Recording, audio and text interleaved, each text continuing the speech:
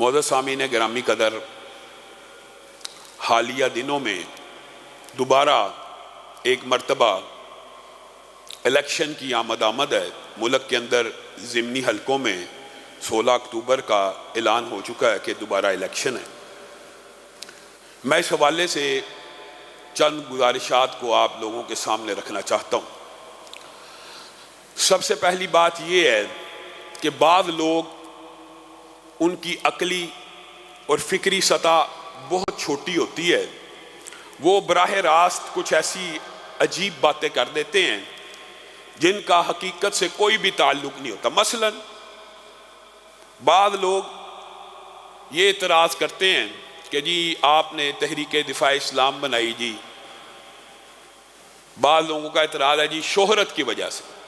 میں تحدیث نعمت کے طور کے اوپر، صرف تحدیث نعمت کے طور کے اوپر اور بغیر فخر آپ کے سامنے یہ بات رکھنا چاہتا ہوں کہ اپنی دینی اور نجی مصروفیات کی وجہ سے میں ٹی وی، جو مین سٹریم ٹی وی اور پی ٹی وی جیسے چینلز اور سما جیو جیسے چینلز کو بھی اپنی دینی اور نجی مصروفیات کی وجہ سے وقت نہیں دے پاتا، اور اگر شہرت کا شوق ہو تو 7 کے 7 دن ٹی وی چینل مجھے لینے کے لیے تیار ہیں، لیکن بڑی مشکل سے ہفتے میں 1 یا 2 دن کا وقت نکلتا ہے۔ اور پھر اللہ کے فضل و کرم سے اس مسجد کے ممبر کے اوپر بیٹھ کے جو گفتگو کرتا ہوں، یہ بھی تحدیث نعمت کے طور پہ کہہ رہا ہوں، اس میں کوئی فخر نہیں ہے، وہ گفتگو چند دنوں میں کئی ملینز ویوز کراس کر لیتی ہے۔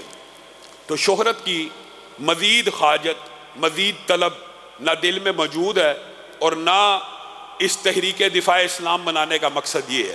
اور کچھ لوگ دوسرا اعتراض یہ کرتے ہیں کہ تحریک دفاع اسلام بنانے کا مقصد یہ ہے کہ سیٹ مل جائے، سیٹ کا شوق ہے۔ میرے بھائیوں، یہ بھی نہایت کم عقلی کی بات ہے۔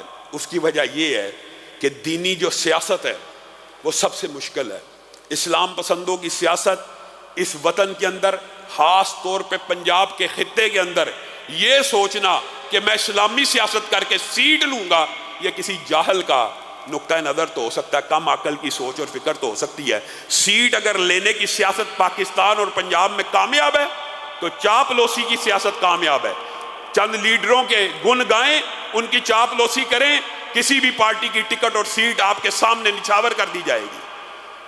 اسلام پسندوں کی سیاست، دین پسندوں کی سیاست ایک مشکل اور کٹھن مرحلہ ہے، اور اس کو اس لیے چنا گیا کہ اے خاک نشینو اٹھ بیٹھو، وہ وقت قریب آ پہنچا ہے جب تاج اچھالے جائیں گے، جب تخت گرائے جائیں گے۔ اس کا مقصد اور سیٹ کی کیا بات ہے، میں ممبر رسول کے اوپر بیٹھا ہوں اور اللہ کی قسم اٹھا کے کہتا ہوں کہ کئی ایم این ایز اور کئی ایم پی ایز کی سیٹوں سے بہتر میں اس ممبر رسول کی کرسی کو سمجھتا ہوں۔ کیا حسن نے سمجھا ہے، کیا عشق نے جانا ہے، ہم خاک نشینوں کی ٹھوکر میں زمانہ ہے۔ یہ ممبر رسول، یہ کرسی سب سے بڑی عزت کی کرسی ہے، اور اللہ کے فضل و کرم سے صدق کے دل سے یہ سمجھتا ہوں آج بھی ایم این ایز اور ایم پی ایز سے زیادہ لوگوں کے دلوں کے اندر اللہ نے ہماری دین کی خدمت کرنے کی وجہ سے محبت ڈالی ہوئی ہے۔ تو یہ تحریک بنیادی طور کے اوپر حریت فکر کی ایک تحریک ہے، بیداری کی ایک تحریک ہے، جو آپ کو ان لبرل اور سیکولر پارٹیوں سے، ان کی غلامی سے نجات دینے کے لیے شروع کی گئی ہے۔ ضمنی الیکشن آ رہے ہیں، پھر اعلان ہو رہے ہیں، نون کی حمایت کر دی جائے، پی ٹی آئی کی حمایت کر دی جائے، پیپل پارٹی کی حمایت کر دی جائے۔ ہمارا اعلان آج بھی وہی ہے کہ جہاں پر دین پسند، اسلام پسند مذہبی امیدوار موجود ہیں، کے پی کے اندر جے یو آئی، جماعت اسلامی موجود ہے، ان کو ووٹ ڈالیے۔ پنجاب کے اندر تحریک لبیک کے امیدوار موجود ہیں، جماعت اسلامی کے موجود ہیں، ان کو ووٹ ڈالیے۔ اور ابھی بھی ٹرانسجنڈر ایکٹ کے منظور ہو جانے کے بعد بھی آپ یہ سمجھتے ہیں کہ آپ نون لیگ کو ووٹ دیں گے، پی ٹی آئی کو ووٹ دیں گے، پیپل پارٹی کو ووٹ دیں گے اور آپ کا نامہ اعمال کالا اور سیاہ نہیں ہو جائے گا؟ جو بندہ ان پارٹیوں کو ووٹ دے گا وہ اس ہم جنس پرستی کے بل کے اوپر مہر تصدیق کو ثبت کرے گا۔ یہ بات مشکل ہے، یہ بات زیادہ کٹھن رستے کی ہے، کہ آپ اسلام پسندوں کا ساتھ دیں، آپ دینی جماعتوں کا ساتھ دیں، آپ دینی تحریکوں کا ساتھ دیں۔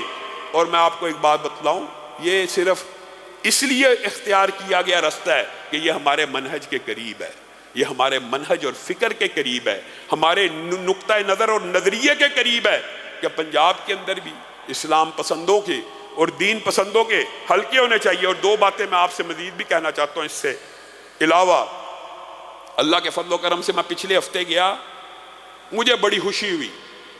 الاحسان آئی ہاسپٹل، ابو جان کے نام کے اوپر اکرام اللہ خان کاکڑ صاحب اور ثناء اللہ خان صاحب ابو کی یوتھ فورس کے نوجوان تھے۔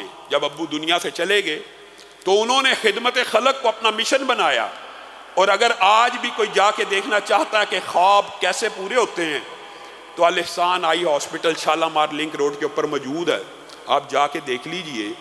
میں خود جب گیا میں حیران رہ گیا، سنا تھا ان کے بچے بھی میرے دوست ہیں، وہ بھی میرے دوست تھے، اکرام اللہ خان صاحب بھی دوست تھے، ثناء اللہ خان صاحب جو اب ہوتے ہیں وہ بھی میرے دوست ہیں، لیکن عینی جو مشاہدہ ہوتا ہے اس سے انسان کے صحیح طور کے اوپر عین الیقین آ جاتا ہے۔ 1000 بندہ روزانہ وہاں سے علاج کروا رہا ہے 20 روپے کی پرچی کے اوپر۔